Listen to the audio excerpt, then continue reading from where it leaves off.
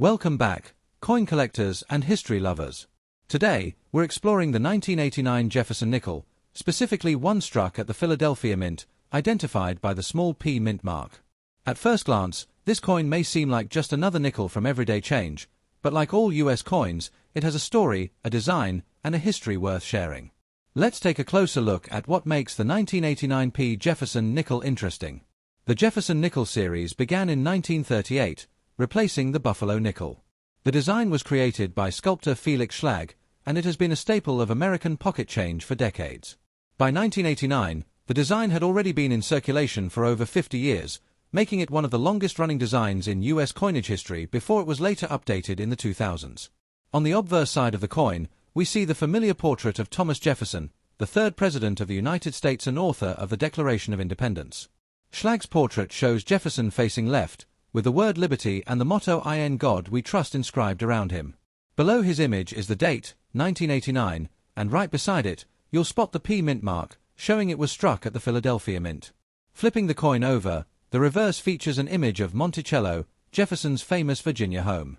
Above the building is the Latin phrase "e pluribus unum," meaning out of many, one. Below, we see the name Monticello, followed by 5 cents and United States of America. This classic reverse design has been a defining feature of Jefferson nickels for decades and connects every coin to Jefferson's legacy. When it comes to mintage, the 1989 P nickel is far from rare. In fact, over 898 million pieces were struck at the Philadelphia Mint alone that year. With nearly 1 billion coins produced, it's no surprise that these nickels were spread far and wide across the United States and are still commonly found in circulation today. Because of the enormous mintage, most examples you'll come across will be in circulated condition. This means they've been used in countless everyday transactions over more than 30 years. The once sharp details of Jefferson's hair and Monticello's columns are often smoothed down, and the coin will usually show small scratches, nicks, or even discoloration from years of use. The color of circulated 1989 nickels can vary quite a bit. Since they are made of a copper-nickel alloy, many take on a dull gray tone after years of circulation. Some develop darker patches, others show a mix of silvery and brownish hues, and occasionally you'll see a golden tint if the coin has been exposed to certain environments. Each circulated coin tells its own story through its unique wear and patina. In terms of value, the 1989 P Jefferson nickel in circulated condition is generally worth 5 cents, its face value. However, coins that have survived in higher grades, especially those in mint state condition with little or no wear, can be worth more to collectors.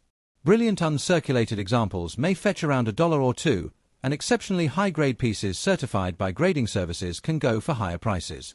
Even though it isn't rare or particularly valuable, the 1989 P nickel holds significance.